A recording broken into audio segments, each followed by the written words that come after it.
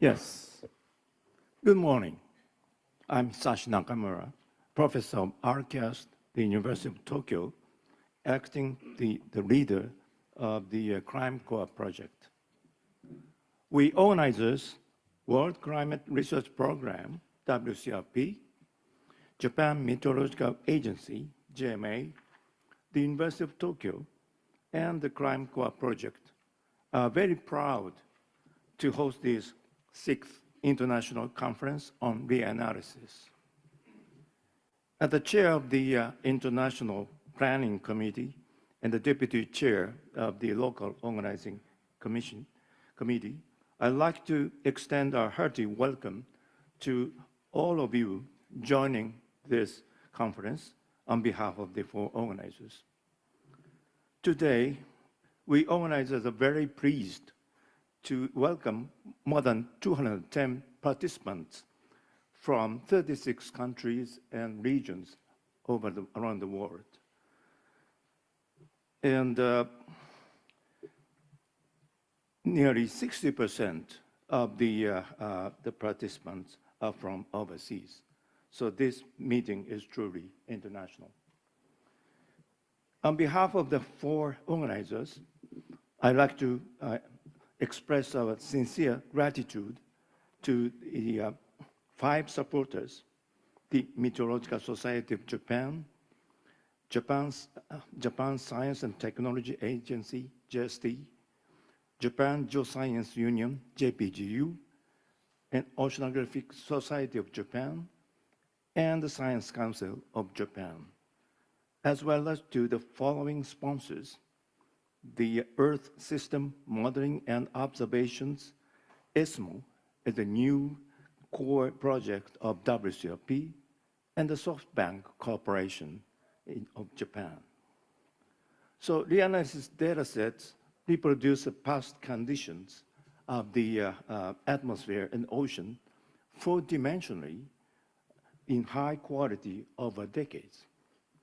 This is done by assimilating archived past observation data into a state-of-the-art numerical forecast models, which can extract latent information from the observational data. They have thus become indispensable for climate research, known as the most cited data set in scientific literature. As an atmospheric and climate scientist, I've been benefited from the global atmospheric reanalysis data for many years, recognizing their scientific significance. I would say none of my former students would earn their degrees without reanalysis data. So this is the 2nd reanalysis conference hosted in Japan.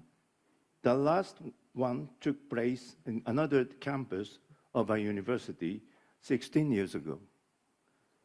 Since then, the anthropogenic global warming has emerged, increasing frequency and severity of extreme weather events such as heat waves, droughts, torrential rain events in many regions over the world. They are now causing serious natural disasters, resulting in significant human and economic loss. Of course, Japan is not the exception. Recently, torrential rain events occurred somewhere in our country every summer. And we also experienced unprecedented atmospheric and marine heat waves in 2 summers in a row.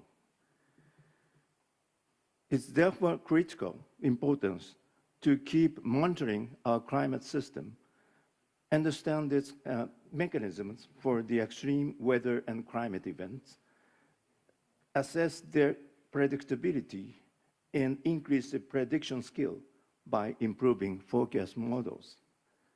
It is also essential to take effective mitigation and adaptation measures against the global warming for achieving the SDGs proposed by the United Nations. So we strongly believe reanalysis datasets are essential for achieving these purposes. As the quality and the spatial temporal resolution of reanalysis data have improved, its use has expanded from climate research into various fields of society, such as disaster prevention, mitigation, and transportation and logistics, finance and insurance, agriculture, and renewable energy. In addition, with the increasing computer power, the use of reanalysis data as training data for AI and machine learning is now expanding rapidly. So in recognition of the growing scientific and social needs, our ClimCORE project is newly producing regional atmospheric reanalysis data for Japan and its surrounding maritime regions. So we organizers set up a session on regional reanalysis for the first time of this conference, and a session on applications features the skill AI and machine learning. So on behalf of the organizers, I sincerely hope that this 5-day conference will be fruitful for all the participants. And I'm very sure that we can learn a lot from all the presentations and discussions in the conference to find the future direction of the reanalysis. Unfortunately, the weather doesn't cooperate for us because of the delayed emergence of the early spring, early fall rain front due to the warming trend. So, but I sincerely hope that you enjoy the conference and your stay in Tokyo. Thank you very much.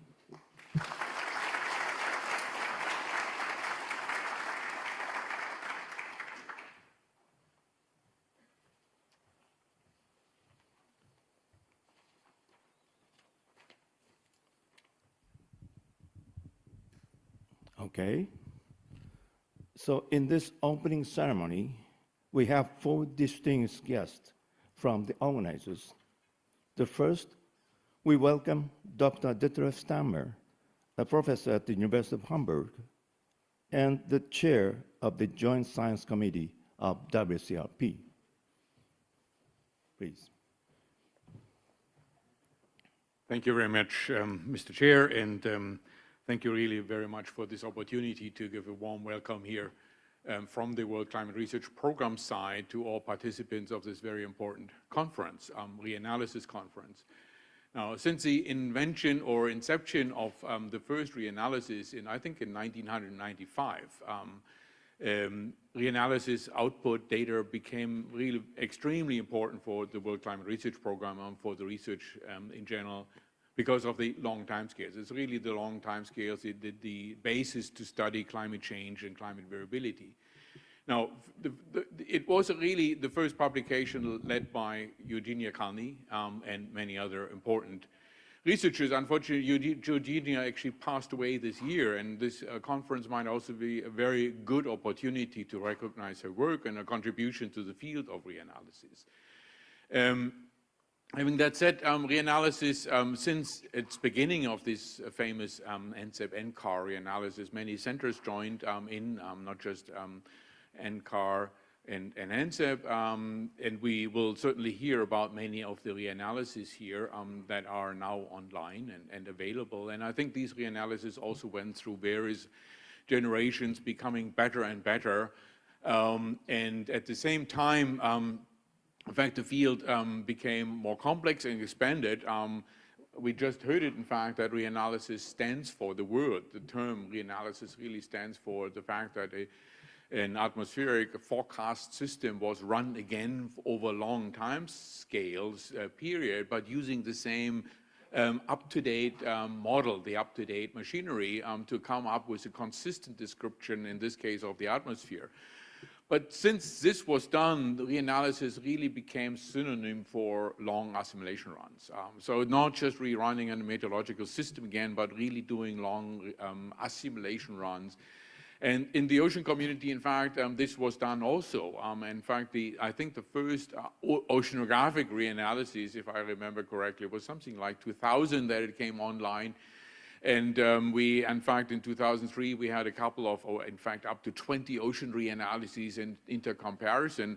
So this is where reanalysis really quickly started to become much more than just atmospheric studies, atmospheric estimates. It really became an impact, an effort to produce long syntheses, long estimates of the varying ocean or atmospheric component, climate components. And so the field moved forward. In fact, we heard this is the 6th reanalysis conference, and every time you go to a reanalysis conference, you actually see the field moving forward, becoming more and more complete, more and more complex. There's still many issues to solve for atmospheric, for ocean reanalysis, but we also realize we have to move forward. And so a lot of the discussion we see now is actually beyond atmospheric reanalysis, or beyond ocean reanalysis, towards coupled reanalysis, towards a full Earth system reanalysis, where, of course, we all know many aspects have to be developed. There's a lot of research required if we want to do this correct. There's a lot of things we need to include, including carbon. But as we just heard, in fact, with climate change and the ongoing problems, the problems advancing to us, there are really questions that needs to be answered. And some of these questions do include what UNFCCC stocktake is trying to do, address kind of the change of the heat content, the change of the water cycle, the change of the carbon cycle. And this is where Earth system reanalysis, I think in the future, will become very important to really describe the changes of the Earth system beyond just the atmosphere or the ocean. To understand what the changes are in the carbon system, for instance, where the sinks are, where the sources are, and use the system, in fact, also to identify the sources, as it's being done with FCCC, Freon, or so right now, to really identify where suddenly these sources appear. And I think this is where reanalysis in the future will become a very important part. But coming back to the fact that reanalysis really stands for assimilation, I think the field is moving beyond this. The fact that we now address sort of the full Earth system in the reanalysis context also points to the fact that we are now, in fact, coming into a new era where assimilation and bringing climate models and observation together has to merge. I think we are at a point, and in fact this conference might be really a pivotal point for this, where we have to really bring the system together. We, in fact, on the WCRP side, we, for instance, merged the modeling with the observations into what's called ESMO, the Earth System Modeling and Observations, into one core project to really highlight the fact these belong together. Assimilation is part of this. Assimilation really belongs into this discussion, and I think it's time now to bring the assimilation, the reanalysis aspects that we deal with here in this room and in this community into the climate modeling, that it becomes an integral part of climate modeling. I think it really has to be like this now, that the assimilation, the modeling, it belongs together. The assimilation has to become an integral part of climate modeling. And I think this is where the field really has to move on now. Really bringing this into the use of improving climate models, not just for the reanalysis, improve the climate reanalysis, really improve the climate models through assimilation, through parameter estimation, through estimating initial conditions to make better predictions, but also better projections and better understanding climate processes. And I think in some sense, maybe this 6th reanalysis conference might really be the starting point into this discussion, where we can think about how can we do this? How can we really make it an integral part of improving climate models, improving the predictions, improving the information generation that comes out of this? And I hope that many of the discussions here will go in this direction, will actually bring us ideas. I see Hans here, and I know the next ECMWF reanalysis will go already in the direction of coupled reanalysis, and I think many others will as well. And so I'm really looking forward to hear this spring of the new reanalysis aspects. And the fact that this is now the sixth reanalysis and the second one in Japan, I think is also time to, first of all, realize how important reanalysis is for Japan, how important contributions Japan is also giving for reanalysis. The Japanese reanalysis, for instance, is a very important driver at this point for the ocean intercomparison project. But we also should realize that Japan was always at the forefront. The first coupled reanalysis about 20 years ago was run by Professor Awachi in Kyoto University. We are still trying to actually get to the point where Professor Awachi was 20 years ago, and it really shows how much Japan is contributing to this, and we really should be grateful also for the chance to be here the second time for a reanalysis conference. So thank you very much, and I'm really looking forward for a great discussion during this week. Thank you.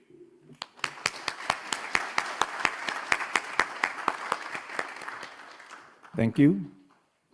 Next, we welcome Dr. Takashi Mori, the director of the Japan Meteorological Agency.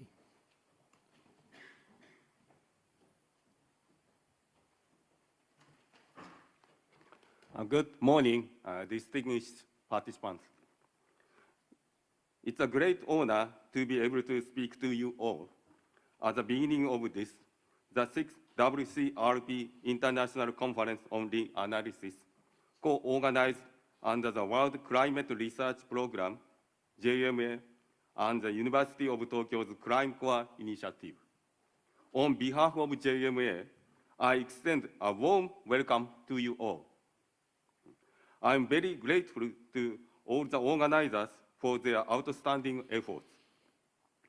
The analysis datasets represent the evolution of the Earth's climate, putting today's extreme weather into context for diagnosis, allowing review of past climatic events and monitoring of long-term change.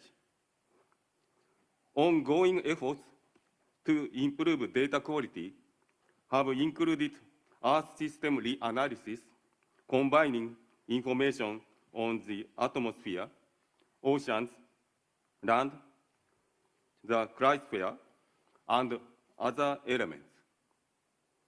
Demand for higher resolution and quality are driving force in regional reanalysis, and today's rapid developments in artificial intelligence and machine learning have created new opportunities for even wider application of reanalysis data. To improve climate-related services and research, JMA has developed the third Japanese Global Atmospheric Reanalysis, referred to as JRA3Q. I'm sure this conference will be a great platform for experts and scientists worldwide to share expertise on the analysis data sets, including JRA3Q, new regional products created under the ClimCORE project, and global reanalysis for all components of the Earth system. The conference brings together more than 200 reanalysis producers, observation data providers, numerical modelers, and members of the user committee from over 30 countries to discuss progress, challenges, and future priorities in the field. The ultimate aim is to guide the development and use of reanalysis data in science, public services, policy making, and social and economic activity. I'd like to express my sincere thanks to all co-organizing, supporting, and sponsoring organizations, and to all members of the International Programming Committee and the local organizing committee for their significant efforts. I hope the conference will be fruitful in promoting partnerships and interaction in this field, refining numerical data assimilation techniques for future reanalysis, and facilitating application of reanalysis data for public benefit. Thank you very much for your attention.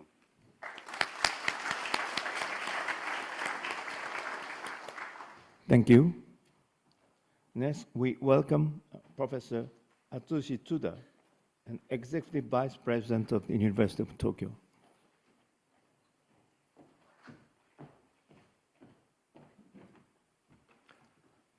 Thank you, Hisashi. Thank you for your kind introduction. I am Atsushi Tsuda, Vice President of University of Tokyo. Our university is very proud to host the 6th International Conference on Reanalysis, jointly with WCRP, JMA, and ClimCORE project. Today, we are very pleased to welcome more than 600 participants from many regions and countries all over the world to Hongo campus. On behalf of the university, I would like to extend my hearty welcome to all of you. Under the ongoing atmospheric global warming, heat waves, drought, torrential rains, and other extreme weather events are now causing a serious natural disasters in many regions all over the world, including Japan, resulting in significant human and economic damages. This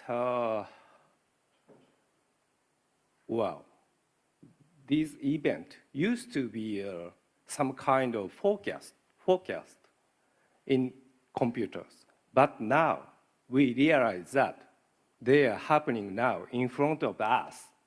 We experienced the hottest summer in Japan and torrential rains every day in somewhere in Japan.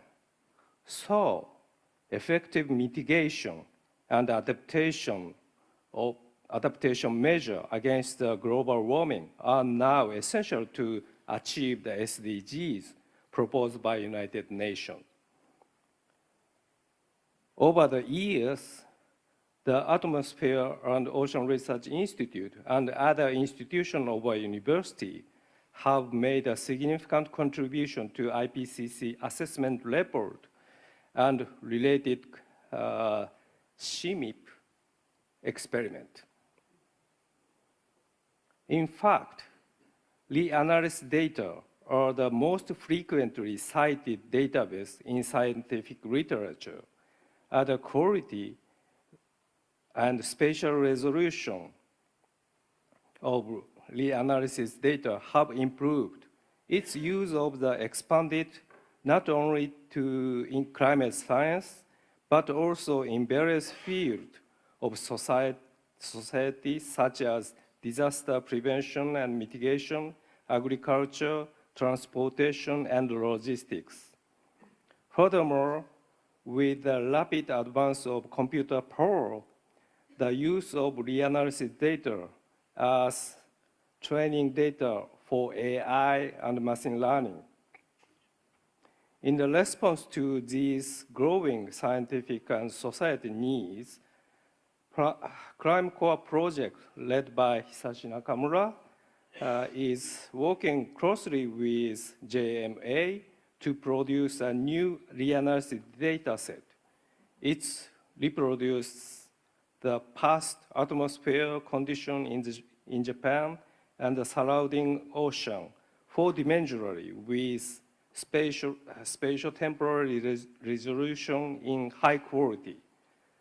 A supercomputer at the Information Technology Center of our university is used to generate this data set.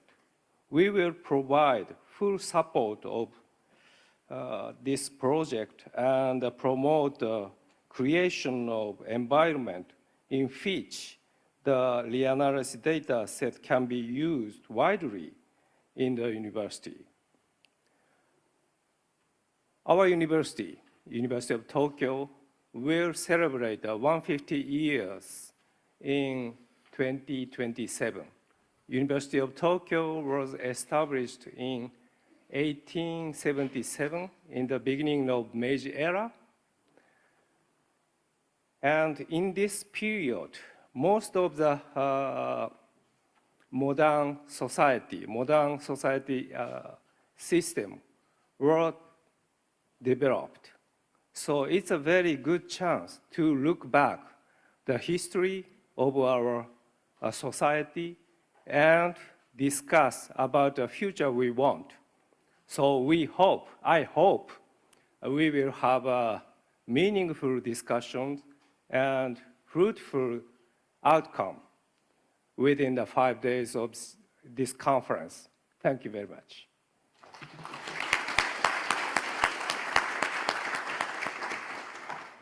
Thank you.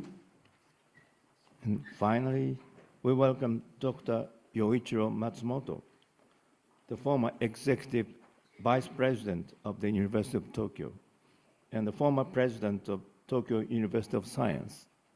And he's now acting as the JST COI-NEXT Program Director and the Science and Technology Advisor for the Japanese Foreign Minister. Thank you very much for your introduction. Distinguished guests, ladies and gentlemen, it is my great pleasure to be here at the 6th WCRP International Conference on Reanalysis today.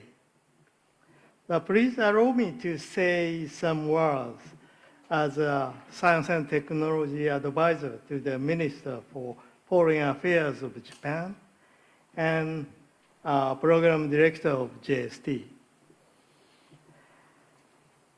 As the IPCC assessment report mentioned, the analysis data which reproduces the atmospheric and oceanic conditions from the past to the present in 4D space and time, while maintaining high quality is now indispensable for research activity, such as monitoring the climate conditions in each region and change under the influence of global warming and analyzing each extreme weather. And it is also ideal as training data. Many people say that already. And for training data for machine learning and expected to be used in various fields of society, such as disaster prevention and mitigation, and agriculture, transportation, and logistics, and so on. Such utilization is meaningful for achieving the SDGs. Nowadays, how to achieve the SDGs is coming more difficult at this moment. We have many geopolitical situations and so on and so on. But we should perform our science and technology for SDGs. And it is expected that the international collaboration through the co-creation and utilization of the analysis data will continue to expand. Last week, I visited Fiji Meteorological Service, which is continuing to play a key role in Pacific Islands. to discuss the possibility of strengthening cooperation in the climate-related area and to contribute to the capacity building of the FMS by facilitating communication with Japanese academia and research institutions. At the 10th Pacific Island Leaders Meeting held in July this year, former Prime Minister Kishida stated that Japan and Pacific Island countries and regions fully share the sense of crisis over climate change, which is the single greatest existential threat, and announced the Pacific Climate Resilience Initiative as an all-Japan initiative that mobilized Japan's technology, know-how, and financial access resources to support Pacific-led effort to tackle climate change. Japan has announced a plan to implement cooperation in disaster prevention, along with the climate change countermeasures through a new ODA scheme called Co-Creation for Common Agenda Initiative. JST, of course, will support the creation of meteorological the analysis data and its widespread utilization in global society. Lastly, I hope that the vibrant discussion will open prospects for the analysis under the co-creation mechanism. Thank you very much.